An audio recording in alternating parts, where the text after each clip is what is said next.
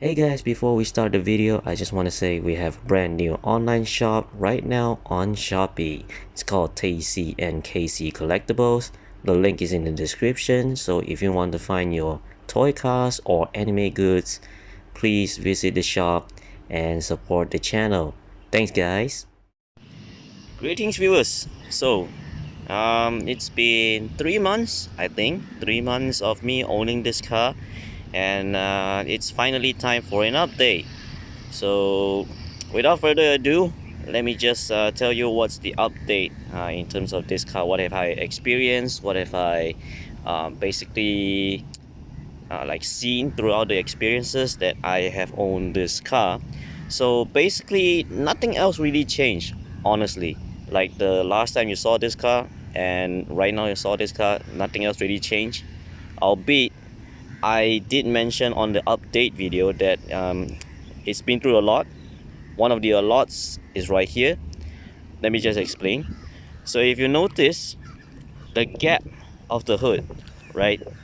So if I can somehow find the picture, and you can see the gap of the hood is quite big, right? And something else is definitely off, right? So, and another way to tell is right here. You can see, yeah, that's a big old hint right there. So basically what happened here is that there's a Proton Preve who reversed and crashed onto my car when I was in I think Times Square, yeah, Times Square in Kuala Lumpur, where I was working. Since I was an e-hailing driver, I had my passengers at the back, and the Preve basically just reversed onto my car and crashed into it. Now the good thing is the paint does not chip. The hood itself, the bonnet itself, is still in the perfect condition. But since the gap is there, I'm going to explain what's the damage. So the damage is basically the bar inside the bumper. So inside the bumper there's actually a bar right there, which is like a crash protection bar, and that crash protection bar has cracked. And I'll whip up a picture and you can see like the bar itself is, it had like a small slit of crack right there, which shows how fast, like how fast did he reverse and crash onto me. So there's one thing. And the other thing that is damaged is that the frame itself right now it's in a very awkward position. So if you look from the side right here, let me just show you from the side right here, you can see the gap of the bonnet is actually in its perfect position, because the bonnet doesn't really move in terms of the position, but the front end here, the entire front end here has been dropped. So it's basically, the front is basically like this originally, now it's like this, and then going a little bit further down like that. So that's why the front end right now, the bumper doesn't fit that well, the hood doesn't fit that well, and you can see the gap here. Usually on other Sagas is not as close fit as this, and you can tell from this it just popped up. So I'm glad that at least I don't have to repaint the bumper and the hood. But the guy that crashed onto me, he did say that he wanted to privately settle and he ran away. So yeah, that's the thing, you know. I will not like just basically expose his name right here, but if anybody who wants to like know basically like who is the guy that crashed onto me, do just comment down below. Maybe I will tell you some info if you want to help me to like find this guy out, and maybe just, you know, tell him that he's at the wrong here, and he didn't repay me like anything, any sort of thing at all, right? So another damage is obviously, I mean, it's a minor damage, but yeah, license plate frame has cracked, and that's the small issue. So that's the big major thing change from the last time you saw this, because the last time the car is still perfect. Now it's no longer perfect because the front end has suffered some damage internally. So it's fine, At least the car it still can run. It still runs really well. Like there's no damages in terms of mechanical side, so that's a good thing. But since I have to work every day as a Grab driver, as you can see the e-hailing logo right there, so I have to basically keep the car running. That's the main goal first. So as of the sides, everything else still looks fine, and there's a little bit of a issue with the side skirt. So if you look on this side skirt right here, and it's kind of hard to tell. There's actually a pin inside, like a clip. So the side skirt right here does not fit that well. I don't know when did this happen, but recently Malaysia has rained a lot, so I would assume this happens, the gap like become bigger after I went through some water powder or something like that. Because if you look on this side, the side skirt fits perfectly. As you can see, it fits perfectly. There's no gap on the end right here, whereas on this side it did have the gap, as you can see. So there's another thing that I noticed in terms of the updates for this car. And as for the rear end, nothing else really changed. I mean, the rear end is still perfect as day one, so that's a good thing. And as of basically the fuel economy of this car, I would say in terms of fuel economy, I average usually I have maybe like a 6 to 7 liter per 100 kilometers. So personally, I think as a fuel economy, I think this car done really well. I mean, not as Produa Beza level of really well, but at least for a Proton, you wouldn't expect it to be more like fuel efficient, right? So it's a good thing, at least it's fuel efficient in some ways. So that's the fuel economy right there. And as of maintenance, now the maintenance, myself, I did like haven't went back to the second service yet. Pretty soon I'm going to do that. Maybe when I do that, I will show the footage on the video somewhere. And the second service, basically I will not go back to Proton anymore, because I heard a lot of complaints of Proton's after sales service is questionable, to say the least. So that's why I decided to went some workshop that my friend works in. So maybe I will at that point, maybe I will like record some footage and let you guys know like what else you need to do in terms of maintaining this car. So let me just move on to the interior. The car is unlocked right now, and show you what's the update. Alright, so we move on to the interior right now, and excuse for the air conditioning blowing because it's quite hot out.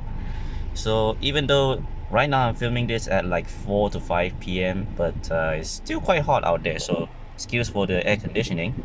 Now as you can see, the mileage right now is 13,000, and yeah, I've been over the recommended service a little bit over, like the recommended service time, so, and the mileage too. So pretty soon I'm going to get this car to go to service, basically, is what I'm going to say.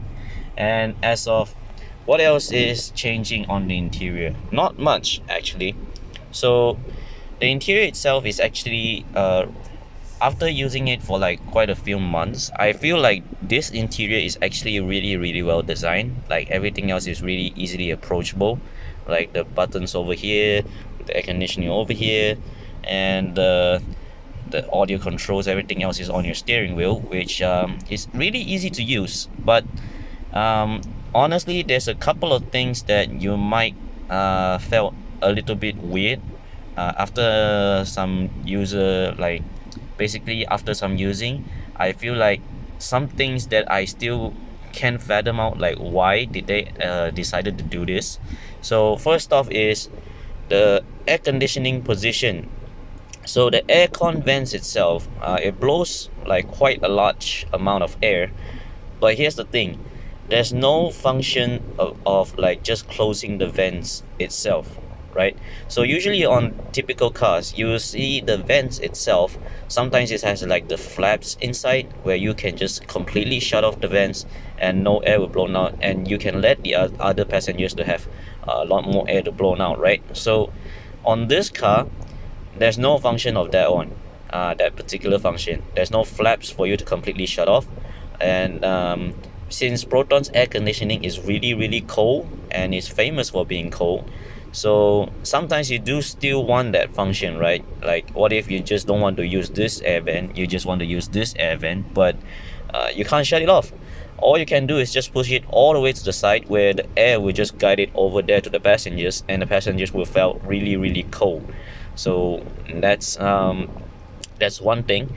And the other one that I mentioned on the previous videos, that it's still happening from time to time, is that the air conditioning will not really begin blowing sometimes when you start the car, like immediately.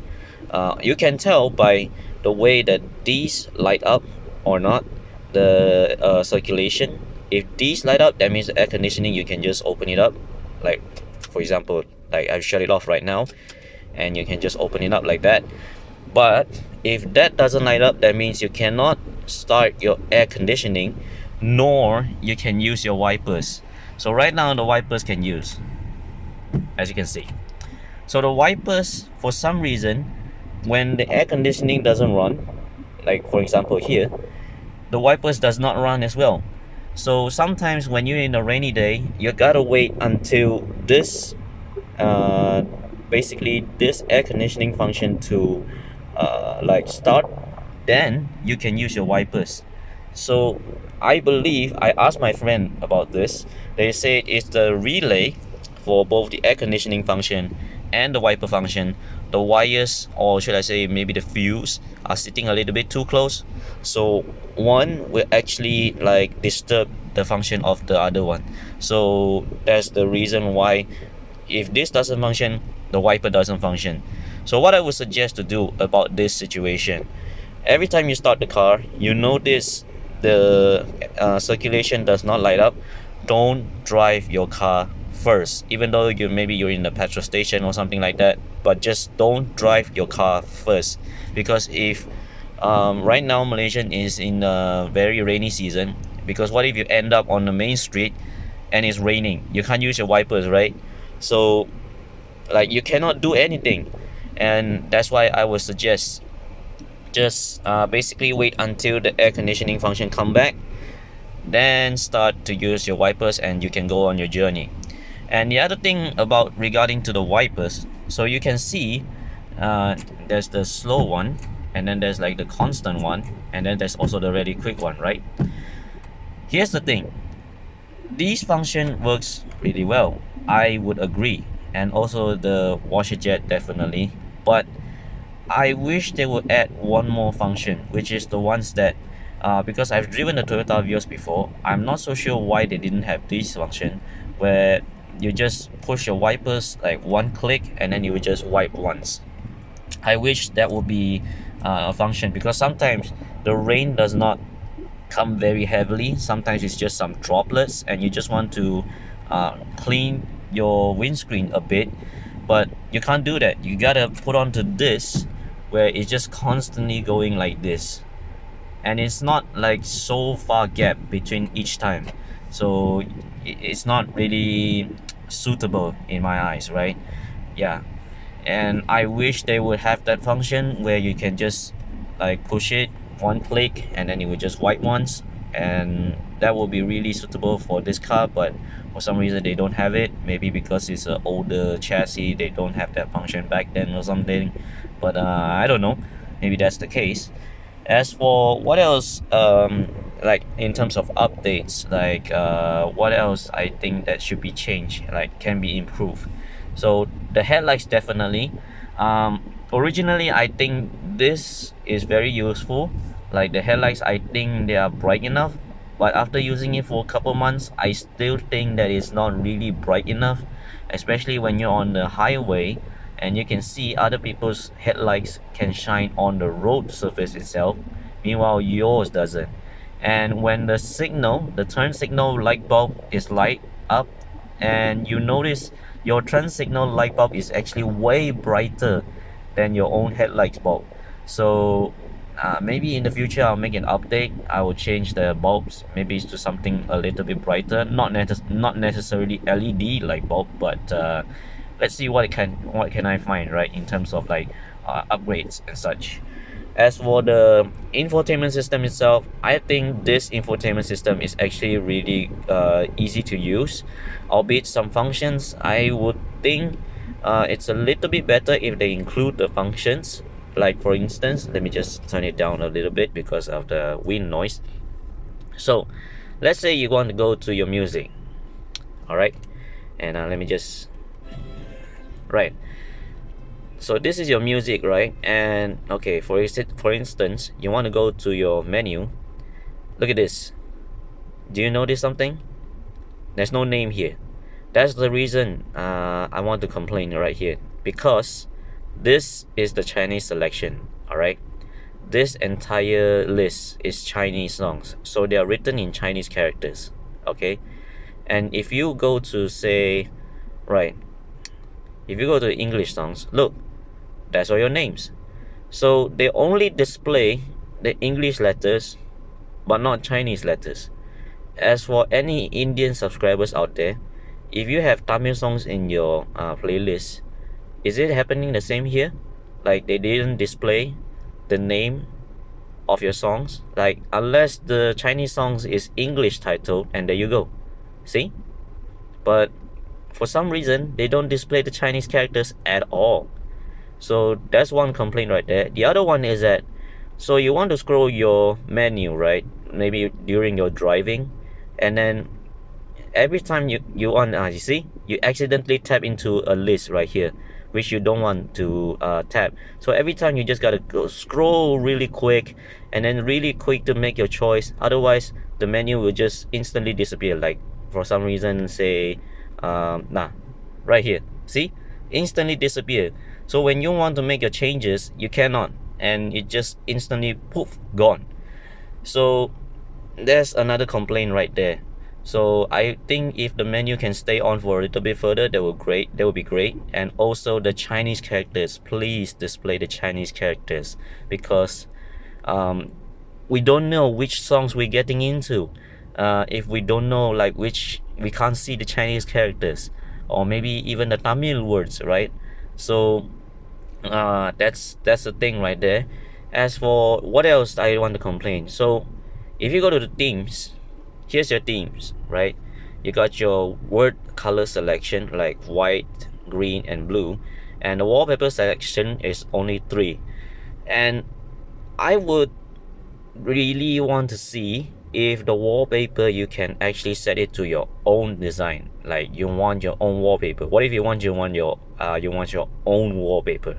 Am I right?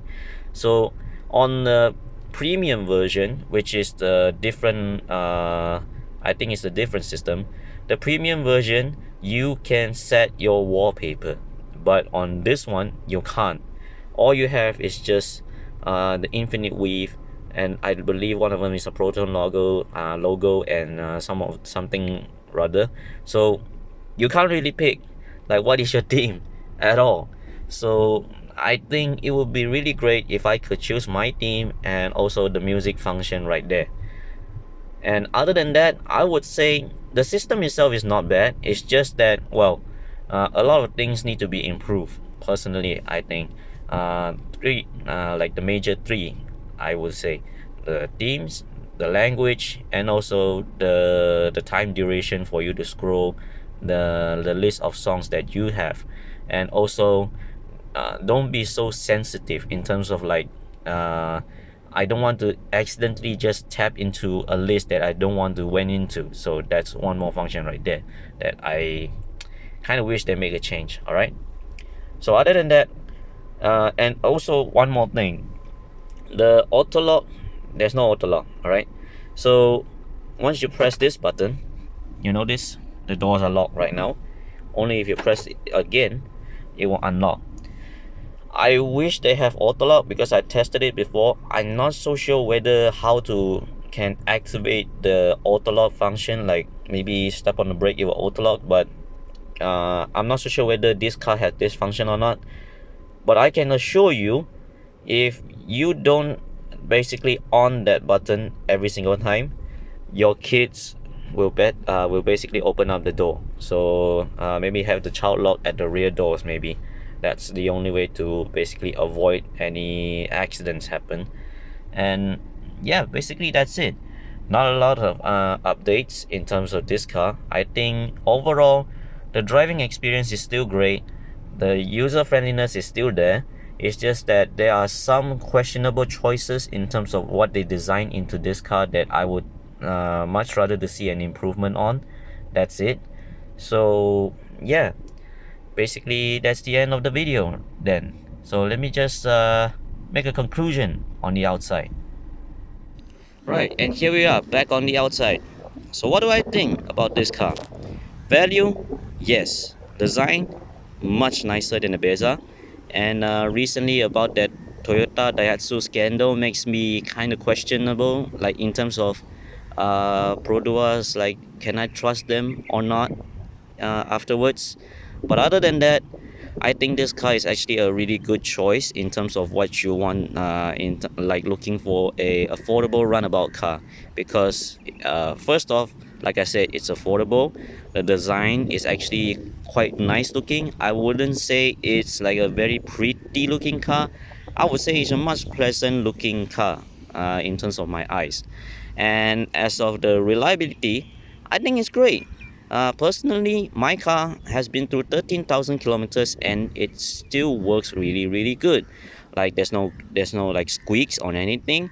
I think, yeah, personally, I think this car is actually really good in terms of reliability.